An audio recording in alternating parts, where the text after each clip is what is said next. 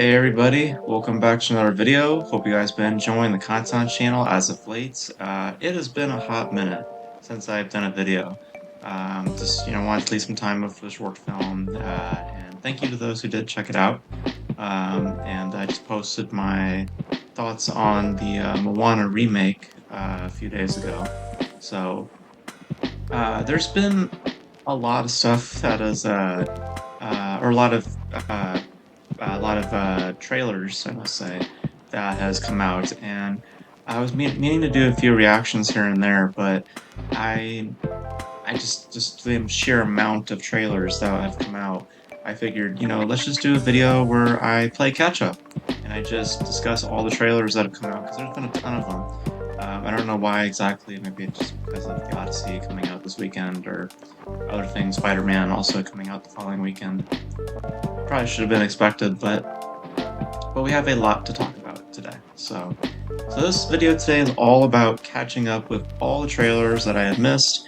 And yeah, so I'm just gonna do this randomly. I'm not really gonna, have much rhyme or reason. I'm just gonna go by literally a list I have right here on my phone of all the trailers that I had watched and missed, and we'll talk about them right now. So let's get into it. So first trailer we're going to talk about is the latest trailer for Dune Part 3. Of course, this is coming out later this year, I believe December 18th, going up against Avengers Doomsday, which there more than likely will be a trailer next week because of Comic-Con around the corner, and what I've heard, there's things happening there at Marvel. So be on the lookout for that. I don't know if we'll do a reaction to that, we'll see.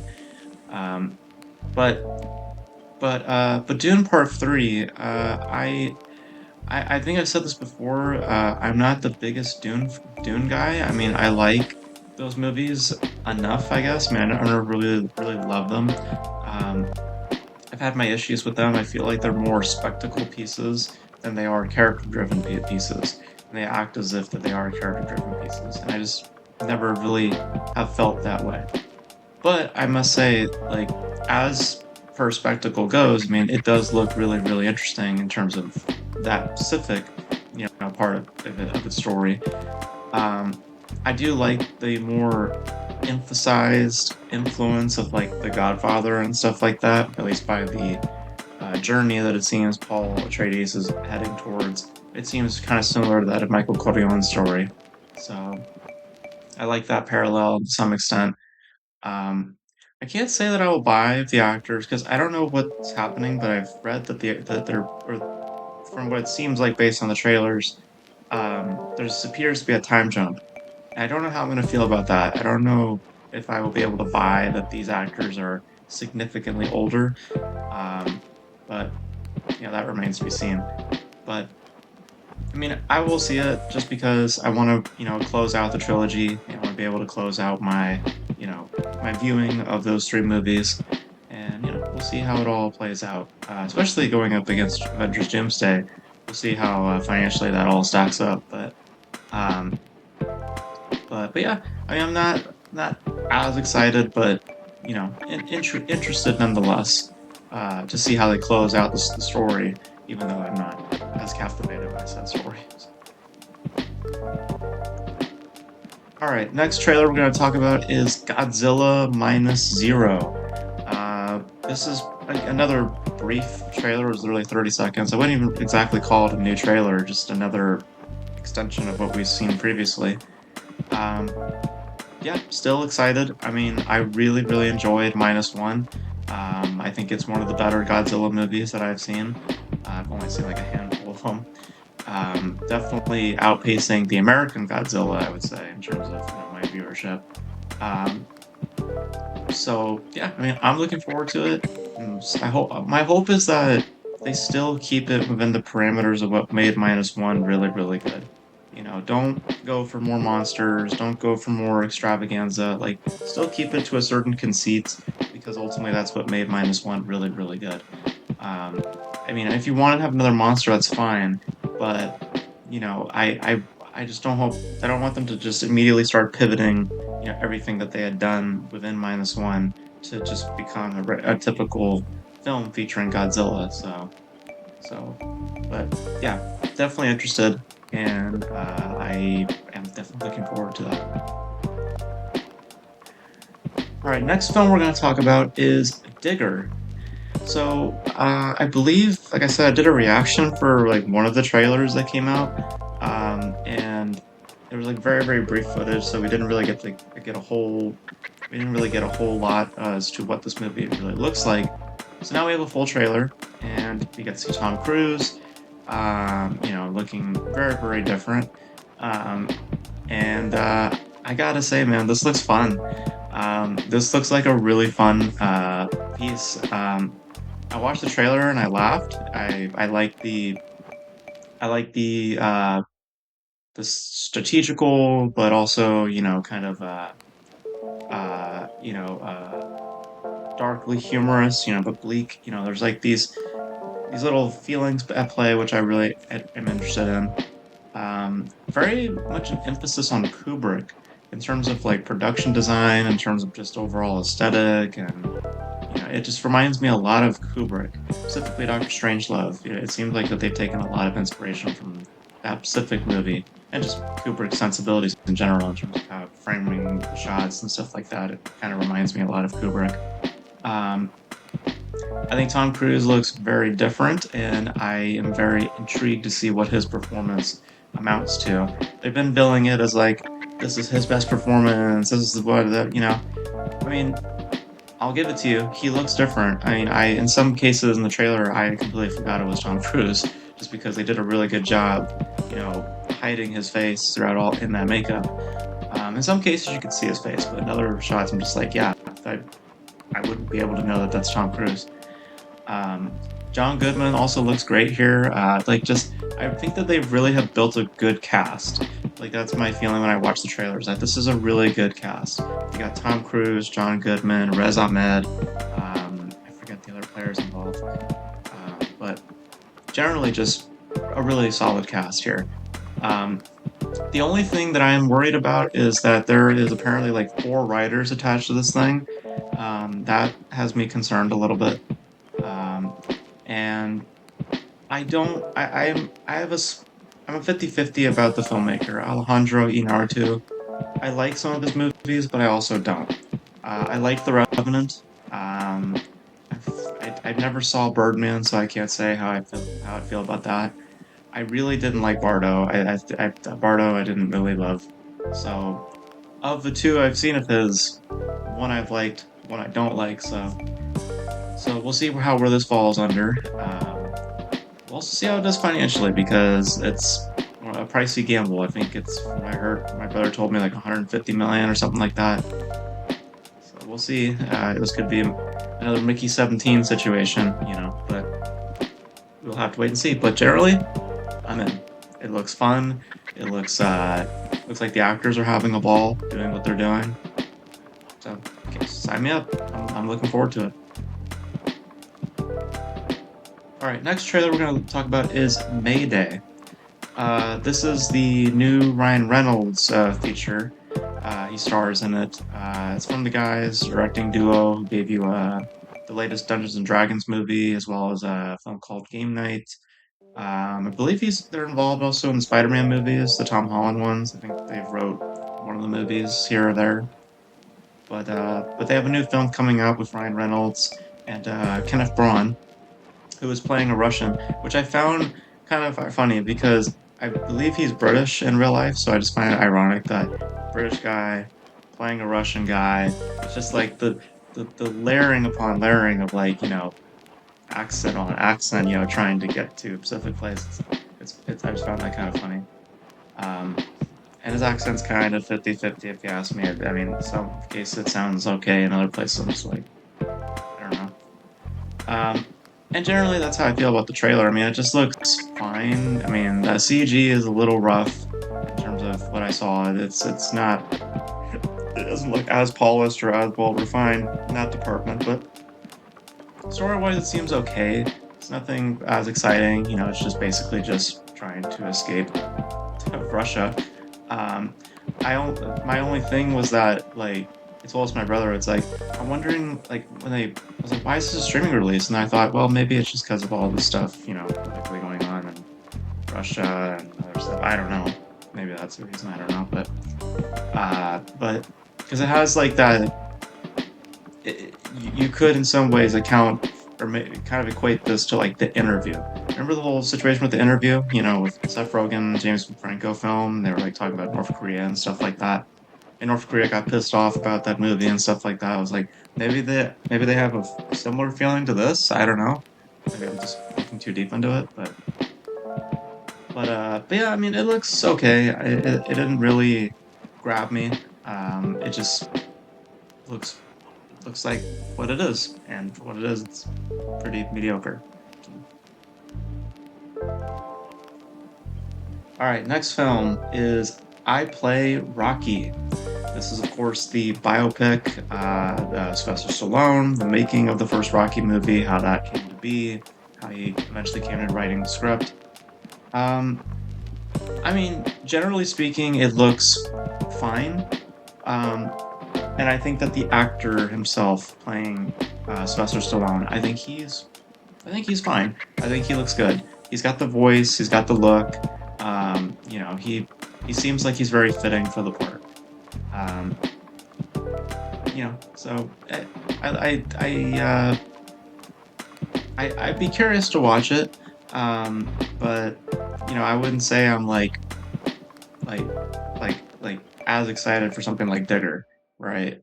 It looks fine. I think that there are some interesting elements to it. Mainly, like I said, I think that the main actor seems like he's putting in a good job. It doesn't seem a part of it seems like mimicry, but at the same time, it also feels a little bit grounded and authentic. So I like that because Stallone's voice is very very like people can imitate it. It's not something to where it's like you have to really put your work into. It's like it's an easy voice to replicate.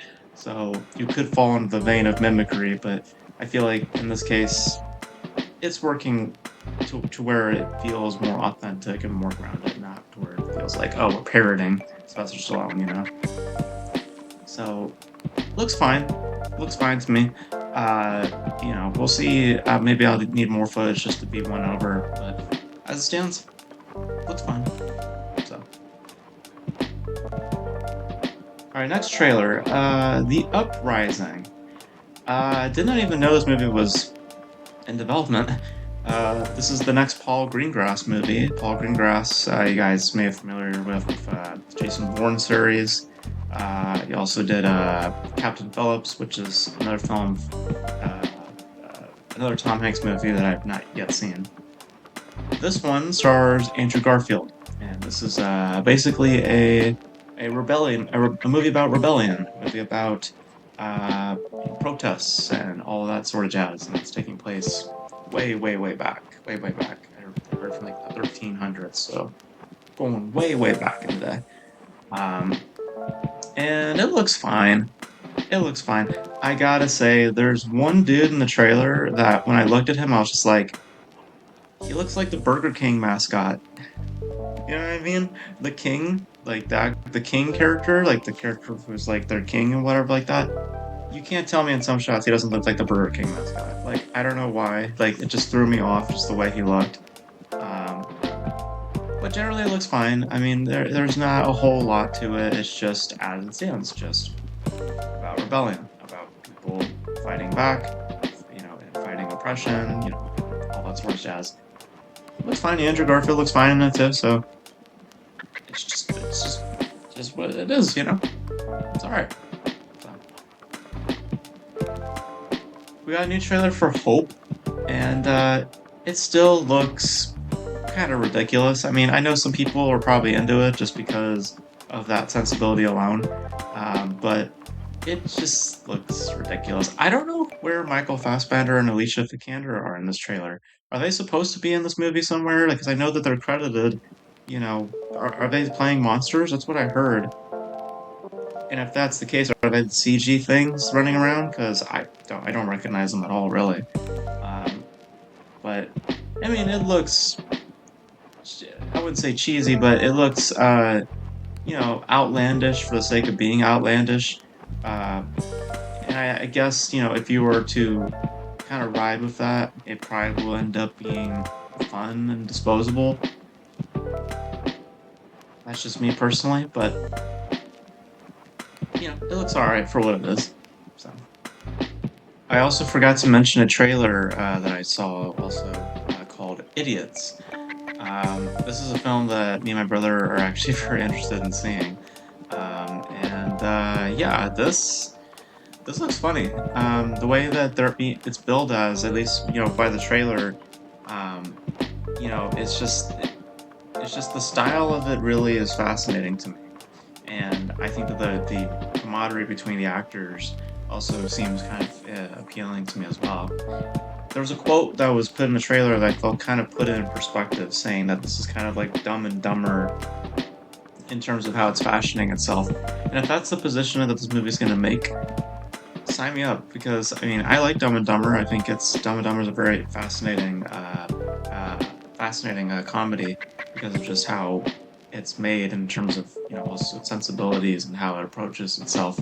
Um, this seems like it's kind of taking on a similar boat, and I'm interested. I'm very interested to see how this one plays out. So I forgot to mention that trailer, so just wanted to include that here somewhere. But yeah, definitely want us to check out Idiots. That one seems interesting to me. Then we have a new trailer for Mutiny. Another, it's kind of similar to how I feel about Hope. It's just like, all right, more action schlock. It's just, oh, now this time it's on a boat.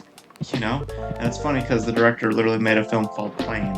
I assume it took place on a plane. This one now takes place on a boat. So it's just, it's not like doing anything too impressive. It's just another Jason Statham action. Just it's like capitalizing on a person who really isn't that big of a name, or really, I mean, yeah, you can get labeled or pushed into a certain genre, and Jason Statham seems to just become that type of guy just to do action films, to do action-based movies. But he's not on the level like a Jackie Chan or hell, even a Keanu Reeves. In more recent memory. So it's fine. It's fine. So, and then we have Behemoth. This is Tony Gilroy's next movie. Tony Gilroy, you guys may be familiar with movies such as Nightcrawler, Jake Gyllenhaal, which I liked. I actually really liked that film. Enjoyed that movie a bit. And then he also did a film called Velvet Buzzsaw recently, which I remember I did a review for my school newspaper. This one stars Pedro Pascal, as well as Will Arnett, and I believe Olivia Wilde also is in this as well. Um, I'm interested. It seems like there's some kind of mystery at play. Maybe there was like an affair, or maybe there was something more to it. I don't know if they're gonna go the route of like Tar was. If you guys remember Tar with Cate Blanchett, really good film, by the way. I don't know if they're gonna go in that type of direction where there's like something more sinister happening, or if it's something more casual, like an affair or something like that. Who knows? But I mean, I love the music. I'll say that I love the music from the trailer. But we'll see how the vibe turns out. That's my ultimate wondering: is what is the vibe and what is the story, and it will probably get me to go see the movie because of that. So I'm interested. I'm interested to see how this film plays out. And last but not least, we have test footage from The Batman Part 2. Now, it's nothing special. It's just basically the same, it's the same sort of thing that we saw when the first Batman movie was in production, with, Robert Pattinson's suit being revealed. This one's the same thing, except the aesthetic is now different. We're now in a snowy environment, and there's a police car in the background. I think he has more hair, like he's been growing out more facial hair now. And we've also, unfortunately, have gotten the news that the film has been delayed again, another few months. This time, I don't understand why, because we've had delays previously, and they've all had somewhat understandable reasons. Like the first reason was because of the writer's strike. The second reason was because really they didn't say why, but we know the reason why. It was because they had to rewrite the script because I personally feel that Clayface was supposed to be the main villain of Batman Part 2. And because of the Clayface film being made, James Gunn probably went to Matt Reeves and said, you need to rewrite it because we're now doing things here. It's going to confuse people.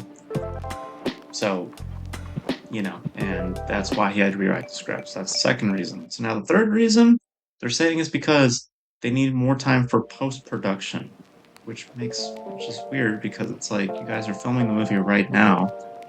And I know some actors might not be readily available. My bro was telling me apparently Andy Serkis may not be available until like December or something like that, which makes sense because he's working on Lord of the Rings currently right now. He's filming that right now.